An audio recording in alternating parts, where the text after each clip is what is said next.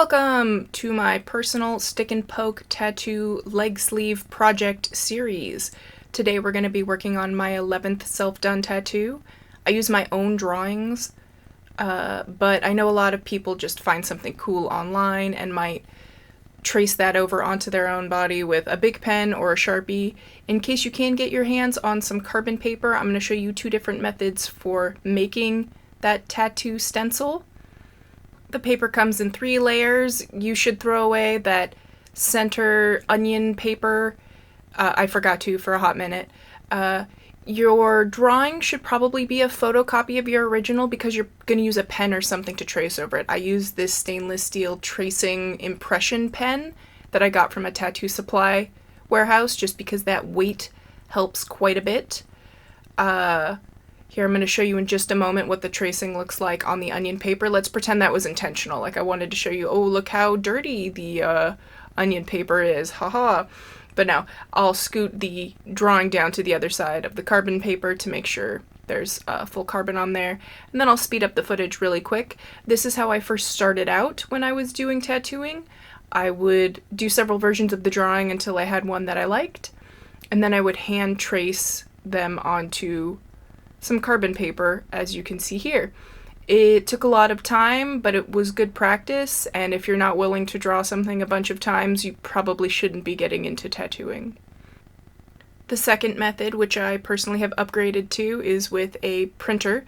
I make a full sheet of flash because I don't want to waste any of the carbon sheet when it goes through the printer. Real quick anatomy of a carbon stencil sheet. Like I said, that center sheet is called the onion paper, and you throw that away. It's just meant to protect the top coat.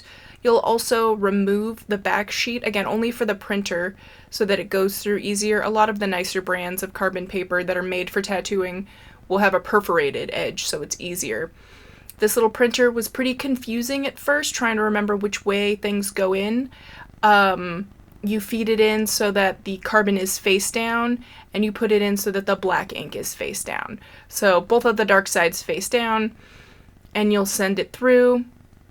And I used a cheaper bit of carbon paper, so there was a little bit of smudging on here, but this just gives you an example of what comes out of the printer. In order to prep the skin correctly, you need to make sure everything is sanitary. Any surface of the skin that you might touch during the tattooing process, you should also rub down with rubbing alcohol.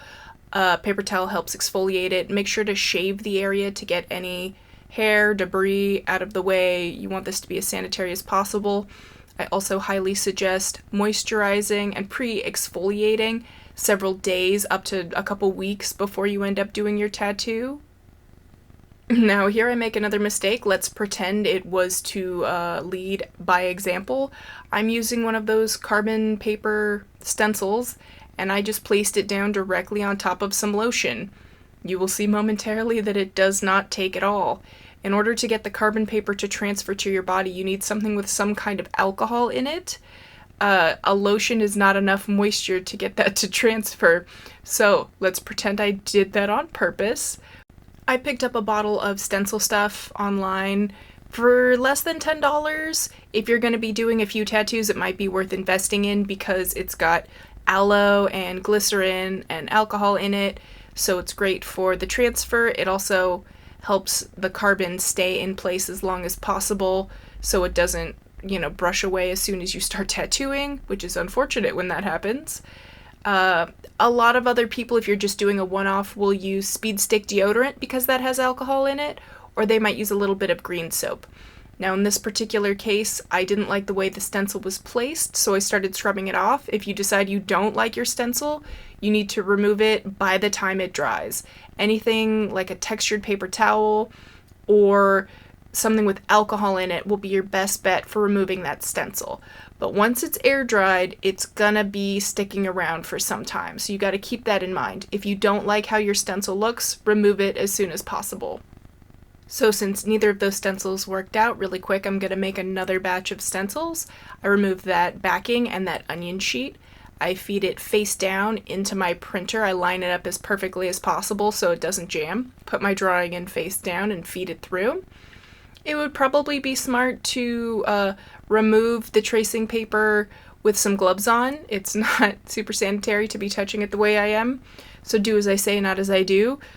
Make your stencils on a clean work surface and probably use clean scissors and everything intelligent like that. We are doing tattoos at home, and this is not the professional way to be doing things. So moving on now that we have a fresh stencil. Clean gloves. We wear gloves when we want to. I'm just kidding. Wear gloves like at all times, please. Especially if you're filming yourself and going to put it on YouTube. You want to look like you know what you're doing to avoid the haterade.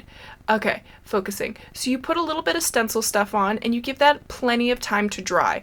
A lot of tattoo artists will put 2 layers on there. Now you might notice those little red marks. This time I actually placed it down where I wanted it to be, and I put those little red marks down for 2 reasons. So that I can line it up again perfectly and have it fit between all my other tattoos, but also to know exactly where to put the stencil stuff. So the stencil stuff air dried for maybe 30 seconds until it was tacky.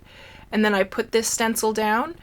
The stencil stuff itself says hold in place for 3 to 5 seconds and then let it air dry for about 8 to 10 minutes. I usually let it dry for like 20 minutes just for good measure. Moving on to supplies. As you already saw, I use some tongue depressors, some tattoo balm for moisturizer, a razor blade, but things you haven't seen yet, the plastic wrap to cover your surfaces, your tattoo ink, which should be completely sanitary and non-expired, clean ink cups that have never been used, a clean work surface. I like having individual alcohol pads. You can pause and go back and see all the different materials that I tend to use. To clean your surface, wipe everything down with rubbing alcohol first, and then wrap everything in saran wrap. Even if you don't think there is porous to your surfaces, there could be scratches and stuff like that, and you don't know what kind of stuff's hiding in the crevices. I like to put my reference art underneath my saran wrap. I probably should have put those down first. But everything I might touch gets wrapped with saran wrap after being wiped down with rubbing alcohol. And anything that I reuse, which is really just my tattoo needle grip, I just have one of those, gets like super soaked in alcohol and scrubbed out really good. I do clean that with like hot water in between tattooing, as well as my bottles that I keep my green soap mixture in, which by the way is about a 3-to-1 mixture on average of green soap to distilled water. So like I said, I've got that little black tattoo grip that I can use to put needles on, but I'm also going to show you really quickly how I make my own grips. I like to have several tattoo needles ready to go so I can switch around, especially in cases where I'm using different colored inks, or like in this case I'm trying to use different values of gray ink. So what I like to use is a popsicle stick and some flexi tape to make a little bit of a grip so that you can get a hold of that needle.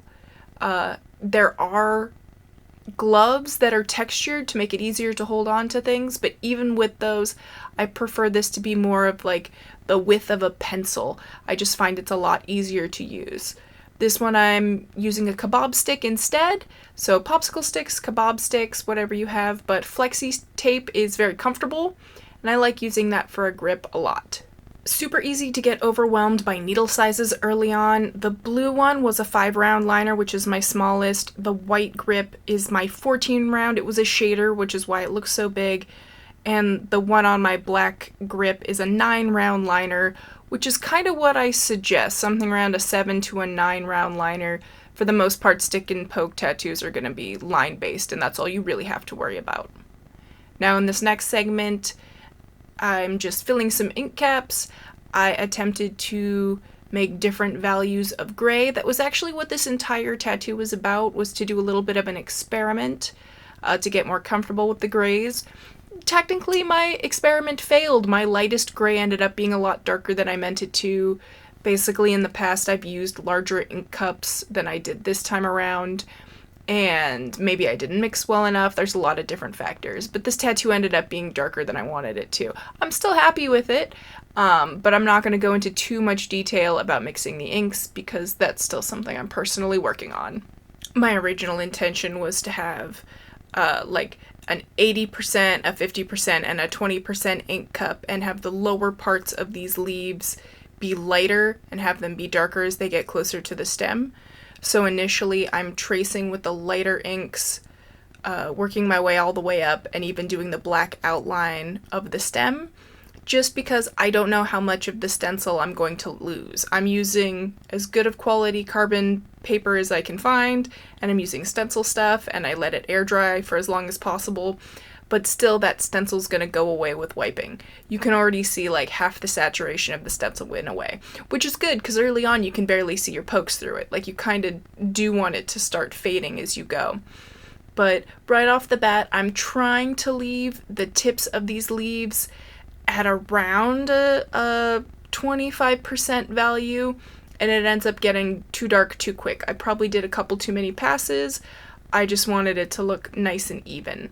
Now I'm poking at a really extreme angle. I like to poke in the direction that any line is going to be going, but that changes when you're working on filling in a surface. When I'm filling in a surface like this, I try to change up my angle on each pass. Right now I'm going in and I'm filling in what I wanted to be about 50% value, but it looks about the same as the lighter one. I spent a little more time, going back and forth on filling in these different values, trying to get that fade I was looking for, but again, it didn't really work out today. That's just part of my personal experimentation process in learning how to do this. And that's okay. It's on the inside of my leg. I don't think the tattoo looks bad at the end of the day. It's just not what I had intended to do, which is why I'm thankful it's on myself and not someone else. It would suck if I had showed them, like, another person is drawing of a cool leaf that's like fading out, and then that's not what I can successfully put on them. I really, really like this process, but it's still something I am learning. It is just how my brain works. I learn by doing. A lot of my past tattoos took a whole bunch of different sittings, and part of the goal in this is to start doing smaller tattoos that I can do in one single sitting and see how they heal up without me having to touch them up 3 different times. I ended up working on this for about 5 hours altogether. It was about 2.5-hour sessions with a break in the middle, mostly because of needing to get up and stretch my leg. I go kind of numb just from the way I'm sitting. The towels that are underneath my leg are totally sanitary. They're actually, they're only what I use for this particular task. So I'm trying to make my leg comfortable by keeping it propped up. I highly suggest, if you're going to be tattooing weird parts of your own body, to stretch as much as possible for like a month beforehand, just to make sure circulation keeps going. Once you're like in a flow state and you start focusing, it's really easy to just ignore, the discomfort in your leg, and be careful if you ever stand up to like stretch your leg, because your leg might be completely numb at a certain point. I definitely know. I feel like the vast majority of the time when I'm tattooing myself, I go 100% numb in my leg. But yeah, so working more through this tattoo. Right now I'm filling in some of the black. I wanted it to be 100% black inside the stem, and it just took a few passes to get in there. I tend to get very nervous because I'm not sure if it's taking in the way I want it to, but at the end of the day, you have to trust the process and understand that you're layering up all these individual pokes, and that it's all going to either, solidify up or give you this really cool texture at the end of it. So I have a lot of experience with lines, but not so much the gray work. I have this tombstone to the right of this leaf piece, and it's actually the reason that I wanted to feel more comfortable with gray pokes, because I need that tombstone to be darker. It needs to look like it's made of stone, but I didn't want to accidentally black it out, which is one of the reasons I'm doing this experiment in the first place, is so that I can finish up that little tombstone and be happy with it, get a cool texture to it, but still have it be somewhat legible. I would have been really unhappy if I had used these exact inks that I had mixed, thinking that I could have variation in my grays, and then completely messed up that tombstone, just completely blacked in the whole thing. Again, experimentation. I was asking someone else about this, or more or less I was venting about it and being like, this didn't turn out the way I want it to. And apparently what a lot of artists do, I haven't done this in the past with my own, value of gray inks is you would mix a little bit of white in there, and I don't know how much of that ends up in the final tattoo. That might just be so you can see how gray your ink looks in the cup. As you might have noticed when you saw my ink cups earlier, they all looked black. I had to just mentally remember the lights are on this side and the darks are on this side. And in the past, I would take an extra popsicle stick and I would mark on it which side was which value, what percentage they were. But maybe throwing some white ink in there next time might help. When it comes to Aftercare, you can use something like this ointment.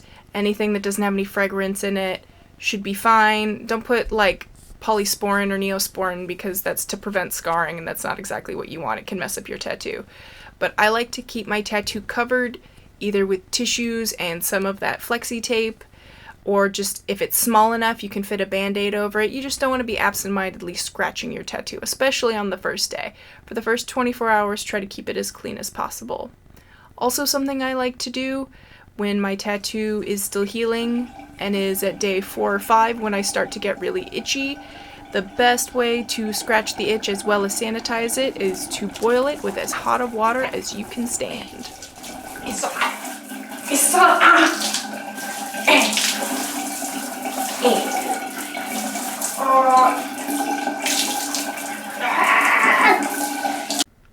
Alright, this is my very first pass, the stage where you get really nervous and feel like it's not working.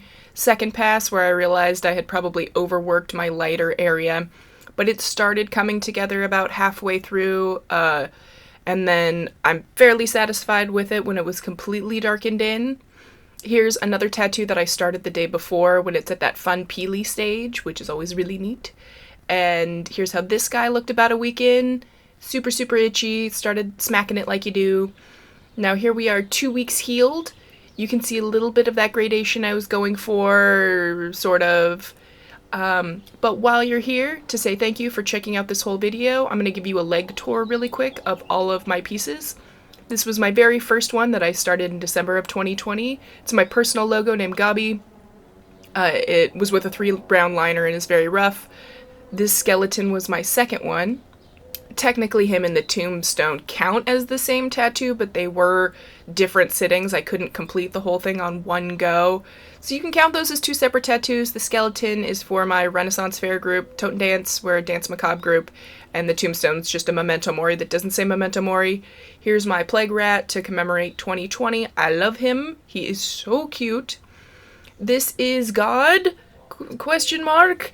It's consciousness in the center of an atom, and it's just sort of a reflection of my personal philosophy about life, that existence is the universe trying to observe itself. This is my depression piece. It's got a lot going on.